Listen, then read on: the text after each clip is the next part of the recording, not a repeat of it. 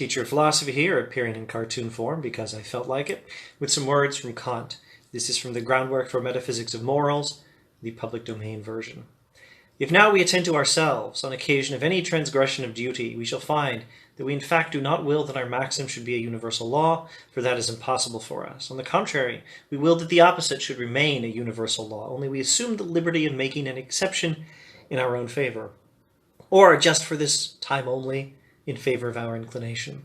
Consequently, if we considered all cases from one and the same point of view, namely that of reason, we should find a contradiction in our own will, namely that a certain principle should be objectively necessary as a universal law, and yet subjectively should not be universal, but admit of exceptions. Kant goes on to explain that if we consider our behavior in these circumstances from a different point of view, namely from the point of view of a will affected by inclination, we find that there's not really any contradiction. What we're doing is just being selfish. Now, this is Kant describing how we sin, how we violate moral law. And this is in context of the categorical imperative. He's just given us categorical imperative version 1, where he says, act only according to principles or maxims or justifications for your actions, such that you could wish that everyone would act according to the same principles. Universalizable justifications for your actions. This is the formula for good action.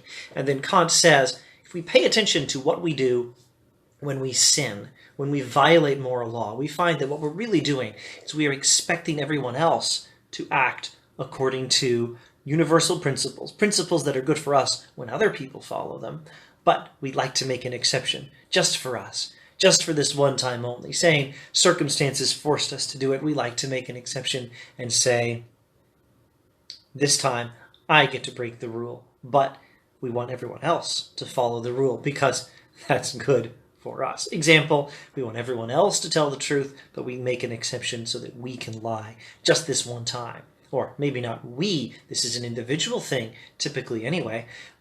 I expect everyone else to tell the truth because that makes the world a better place for me to live in, but I make an exception for myself.